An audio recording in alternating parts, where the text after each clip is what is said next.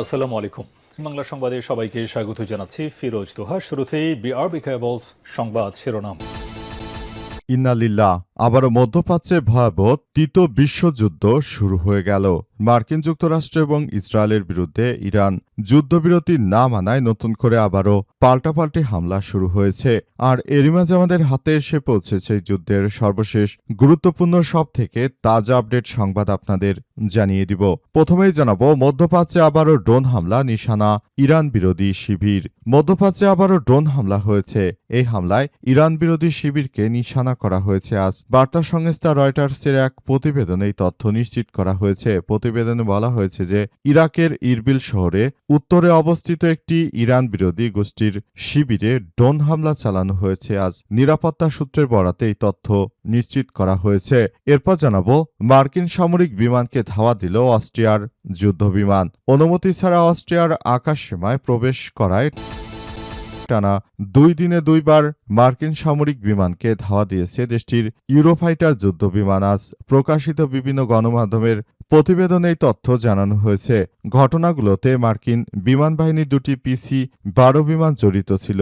Turboprop মডেলের এই বিমানগুলো সাধারণত নজরদারি ও গোয়েন্দা অভিযানে ব্যবহৃত হয়ে থাকে। মার্কিন যুক্তরাষ্ট্রের এই বিমানগুলোকে তাদের আকাশ থেকে বের করে দিয়েছে। এদিকে লুকিয়ে আবুধাবিতে যান নেতানিয়াহু। ইসরায়েলের সঙ্গে গোপন আতাত ক্ষমার অযোগ্য। একটি মুসলিম দেশ হিসেবে আমিরাত ইসরায়েলের প্রধানমন্ত্রীকে তাদের দেশে এনে ইরানের বিরুদ্ধে যে আক্রমণ চালিয়েছে এটা ক্ষমার অযোগ্য। ইরান হুমকি দিল আমিরাতকে। কোনো উস্কানি ছাড়াই গত 28শে ফেব্রুয়ারি ইরানে যৌথ হামলা চালায় দখলদার ইসরায়েল ও যুক্তরাষ্ট্র। এরপরই তাদের সঙ্গে ইরানের টানা 40 দিন যুদ্ধ হয়। এই যুদ্ধের মধ্যেই গোপনে লুকে আছে সংযুক্ত আরব আমিরাতে যান ইসরায়েলের প্রধানমন্ত্রী বেনিয়ামিন নেতানিয়াহু। ইসরায়েলের সঙ্গে আমিরাতের গোপন আতাত ক্ষমার অযোগ্য বলে হুমকি দিয়েছে ইরান। আজ ইরানের পররাষ্ট্রমন্ত্রী সৈয়দ আব্বাস আরাগচি এই হুঁশিয়ারি দেন। এবারে জানাবো, চীন ও যুক্তরাষ্ট্রের প্রতিদ্বন্দ্বী নয়, অংশীদার হওয়া উচিত বললেন শি জিনপিং। চীন ও যুক্তরাষ্ট্রের মধ্যে প্রতিযোগিতা নয়, সহযোগিতার সম্পর্ক গড়ে তোলার আহ্বান জানিয়েছে প্রেসিডেন্ট শি জিনপিং। বেইজিংয়ে যুক্তরাষ্ট্রের প্রেসিডেন্ট ডোনাল্ড ট্রাম্পের সঙ্গে বৈঠকে শি জিনপিং বলেছেন, সংঘাত নয় বরং পারস্পরিক সহযোগিতায় দুই দেশের জন্য লাভজনক। বিশ্বজুড়ে নজর কাড়া এই বৈঠকে দ্বিপক্ষীয় সম্পর্ককে নতুন উচ্চতায় নেয়ার ইঙ্গিত দেন তিনি। এদিকে লেবাননে ইসরায়েলি হামলায় কমপক্ষে নিহত 15। লেবানন জুড়ে ইসরায়েলের হামলায় কমপক্ষে 15 জন নিহত হয়েছে। লেবাননের ন্যাশনাল নিউজ এজেন্সি জানিয়েছে যে বৈরুতের দক্ষিণ অঞ্চলে লেবাননগামী একটি গুরুত্বপূর্ণ মহাসড়কে 3টি ইসরায়েলি ড্রোন হামলায় মোট 8 জন এবং সারা দেশ জুড়ে অন্তত 15 জনের বেশি মানুষ মারা গেছে। এবং সর্বশেষ জানাবো, ওমানে বাংলাদেশি 4 সহোদর ভাইয়ের মৃত্যু। ওমানে গাড়িতে থাকা অবস্থায় বাংলাদেশির আপন 4 ভাইয়ের মৃত্যু হয়েছে। দেশটির রাজধানী মাস্কাট থেকে প্রায় 100 কিলোমিটার দূরে মোলাদ্দা এলাকায় আজ এই ঘটনা ঘটে। পরে ওই এলাকা থেকে তাদের মরদেহ উদ্ধার করেছে পুলিশ। নিহতরা হলেন চট্টগ্রামের রাঙ্গুনিয়া উপজেলার লালানগড় ইউনিয়নের 5 নম্বর ওয়ার্ডের বান্দারবাড়া বাজার এলাকার বাসিন্দা মোর্শেদ এবং শাহেদ মোহাম্মদ সিরাজ ও শহীদ। তারা আব্দুল মজিদের ছেলে। 4 জনই ওমানে কর্মরত ছিলেন বলে জানা গেছে। অবস্থায় তাদের 4 ভাইয়েরই মৃত্যু হয়ে গেছে। প্রিয় দর্শক, এতক্ষণ শুনছিলেন সংবাদ শিরোনাম, এবারে বিস্তারিত। তবে তার আগে বন্ধুরা, অনুরোধ থাকবে এই সংবাদটিতে একটি লাইক দিন। এই চ্যানেলে আপনি নতুন হয়ে থাকলে আমাদের সংবাদটি দেখতে দেখতে চ্যানেলটি সাবস্ক্রাইব করে রাখুন। কমেন্ট করে বন্ধুরা আপনার মূল্যবান মতামত জানিয়ে দিন আপনি বিশ্বের কোন দেশ থেকে বা বাংলাদেশের কোন স্থান থেকে আমাদের সংবাদটি দেখছেন এবং শুনছেন। আর বন্ধুরা, সংবাদটি আপনার সোশ্যাল মিডিয়া ফেসবুকে শেয়ার করে বন্ধুদেরও দেখার সুযোগ করে দিন।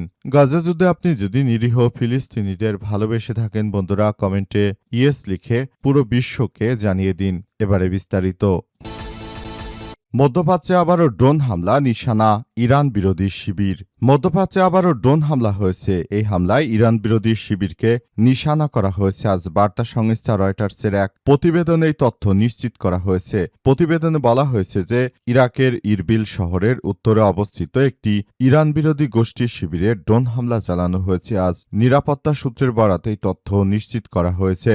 সূত্রগুলো জানিয়েছে যে হামলায় শিবিরের ভেতরে থাকা অস্ত্র ও গোলাবারুদের একটি গুদামকে লক্ষ্যবস্তু করা হয়েছে, তবে এই ঘটনায় হতাহতের কোনো তথ্য পাওয়া যায়নি। এদিকে যুক্তরাষ্ট্রের সঙ্গে যুদ্ধবিরতি অনিশ্চয়তা থাকলেও ইরানের সশস্ত্র বাহিনী সর্বোচ্চ সতর্ক অবস্থায় রয়েছে বলে জানিয়েছে দেশটির সেনাবাহিনীর মুখপাত্র মোহাম্মদ আকরাম ইনিয়া। তিনি বলেছেন, যুক্তরাষ্ট্র ইসরায়েলের বিরুদ্ধে যুদ্ধে পিছু হটার সুযোগ নেই ইরানের। মাসাদ শহর থেকে দেওয়া এক বক্তব্যে তিনি বলেছেন, হরমুজ প্রণালীর পশ্চিম অংশের নিয়ন্ত্রণে রয়েছে ইসলামিক রেভলিউশনের গার্ড কোর নৌ ইউনিট, আর পূর্ব অংশ নিয়ন্ত্রণ করছে ইরানের নিয়মিত নৌবাহিনী।